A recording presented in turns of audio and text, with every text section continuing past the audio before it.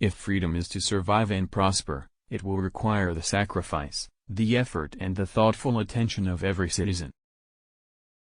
The stories of past courage can teach, they can offer hope, they can provide inspiration. But they cannot supply courage itself. For this each man must look into his own soul. A man does what he must, in spite of personal consequences, in spite of obstacles and dangers and pressures, and that is the basis of all human morality. Let us not emphasize all on which we differ but all we have in common. Let us consider not what we fear separately but what we share together. Let every nation know, whether it wishes us well or ill, that we shall pay any price, bear any burden, meet any hardship, support any friend, oppose any foe to assure the survival and the success of liberty. United there is little we cannot do in a host of cooperative ventures. Divided there is little we can do, for we dare not meet a powerful challenge at odds and split asunder. If a free society cannot help the many who are poor, it cannot save the few who are rich. I think the American people expect more from us than cries of indignation and attack. The times are too grave, the challenge too urgent, and the stakes too high, to permit the customary passions of political debate. We are not here to curse the darkness, but to light the candle that can guide us through the darkness to a safe and sane future. So let us begin anew, remembering on both sides that civility is not a sign of weakness, and sincerity is always subject to proof. Let us never negotiate out of fear. But let us never fear to negotiate. Let both sides seek to invoke the wonders of science instead of its terrors. Together let us explore the stars, conquer the deserts, eradicate disease, tap the ocean depths and encourage the arts and commerce. My fellow Americans, ask not what your country can do for you, ask what you can do for your country. My fellow Americans, let us take that first step. Let us step back from the shadow of war and seek out the way of peace. And if that journey is 1,000 miles, or even more, let history record that we, in this land, at this time, took the first step. I have said that control of arms is a mission that we undertake particularly for our children and our grandchildren and that they have no lobby in Washington. If more politicians knew poetry, and more poets knew politics, I am convinced the world would be a little better place in which to live. Change is the law of life. And those who look only to the past or the present are certain to miss the future. For one true measure of a nation is its success in fulfilling the promise of a better life for each of its members. Let this be the measure of our nation. I am certain that after the dust of centuries has passed over our cities, we, too, will be remembered not for victories or defeats in battle or in politics, but for our contribution to the human spirit. I have pledged myself and my colleagues in the Cabinet to a continuous encouragement of initiative, responsibility and energy in serving the public interest. Let every public servant know, whether his post is high or low, that a man's rank and reputation in this administration will be determined by the size of the job he does, and not by the size of his staff, his office or his budget. The success of this government, and thus the success of our nation, depends in the last analysis upon the quality of our career services. War will exist until the distant day when the conscientious objector enjoys the same reputation and prestige that the warrior does today. In the Chinese language, the word crisis is composed of two characters, one representing danger and the other, opportunity. To further the appreciation of culture among all the people, to increase respect for the creative individual, to widen participation by all the processes and fulfillments of art, this is one of the fascinating challenges of these days. We can say with some assurance that, although children may be the victims of fate, they will not be the victims of our neglect. I look forward to an America which will not be afraid of grace and beauty, an America which will reward achievement in the arts as we reward achievement in business or statecraft. The federal budget can and should be made an instrument of prosperity and stability, not a deterrent to recovery.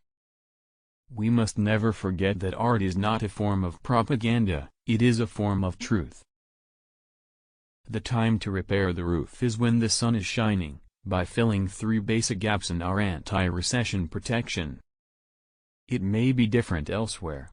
But democratic society, in it, the highest duty of the writer, the composer, the artist is to remain true to himself and to let the chips fall where they may. It is increasingly clear that no matter what party is in power, so long as our national security needs keep rising, an economy hampered by restrictive tax rates will never produce enough jobs or enough profits. Now let me make it clear that I believe there can only be one defense policy for the United States, and that is summed up in the word first. I do not mean first, but. I do not mean first, when. I do not mean first, if. I mean first, period. Too often in the past, we have thought of the artist as an idler and dilettante, and of the lover of arts as somehow sissy and effete. We have done both an injustice. The life of the artist is, in relation to his work, stern and lonely. He has labored hard, often amid deprivation, to perfect his skill. He has turned aside from quick success in order to strip his vision of everything secondary or cheapening. His working life is marked by intense application and intense discipline.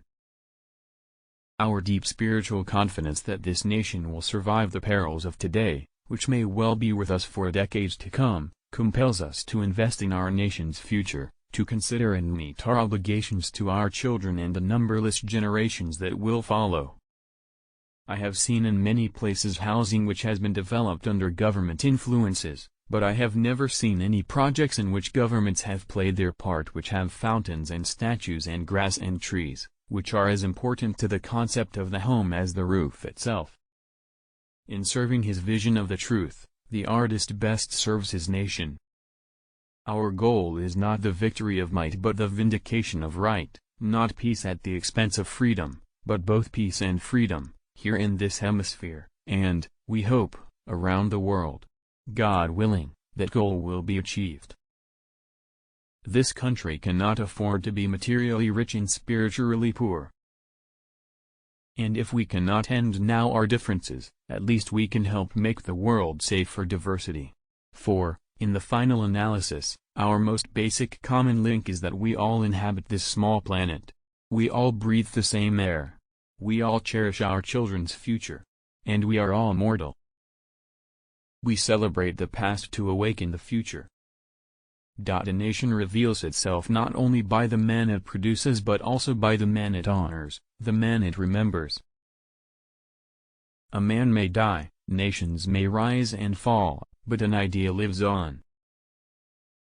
The life of the arts, far from being an interruption, a distraction, in the life of a nation, is very close to the center of a nation's purpose, and is a test of the quality of a nation's civilization.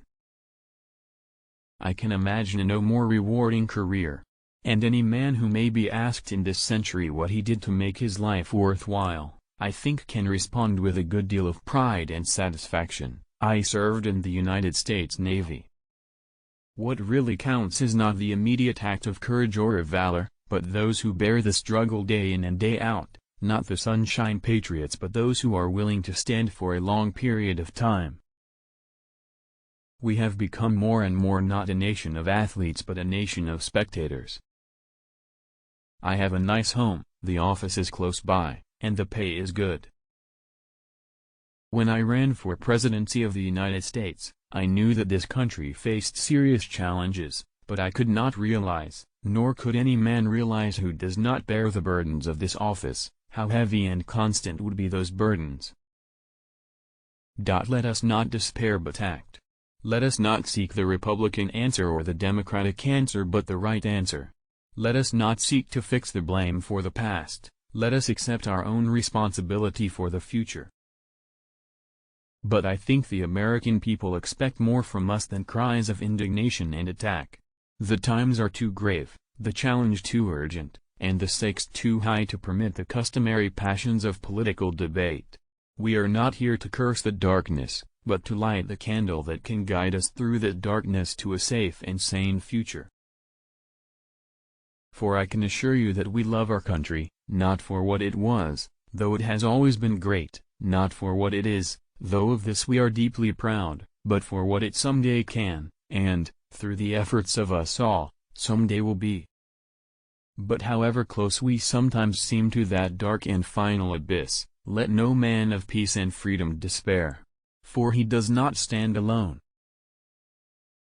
Never before has man had such capacity to control his own environment, to end thirst and hunger, to conquer poverty and disease, to banish illiteracy and massive human misery. We have the power to make this the best generation of mankind in the history of the world, or make it the last. We must use time as a tool, not as a couch. We must think and act not only for the moment but for our time. Dante once said that the hottest places in hell are reserved for those who in periods of moral crisis maintain their neutrality. As we express our gratitude, we must never forget that the highest appreciation is not to utter words, but to live by them. The great enemy of truth is very often not the lie, deliberate, contrived and dishonest, but the myth, persistent, persuasive and unrealistic. Too often we hold fast to the clichés of our forebears. We subject all facts to a prefabricated set of interpretations. We enjoy the comfort of opinion without the discomfort of thought. We must find time to stop and thank the people who make a difference in our lives. Those who make peaceful revolution impossible will make violent revolution inevitable. We choose to go to the moon in this decade and do the other things, not because they are easy, but because they are hard. We must know all the facts and hear all the alternatives and listen to all the criticisms. Let us welcome controversial books and controversial authors. For the Bill of Rights is the guardian of our security as well as our liberty. Liberty without learning is always in peril, and learning without liberty is always in vain. Peace is a daily, a weekly, a monthly process, gradually changing opinions, slowly eroding old barriers, quietly building new structures. And however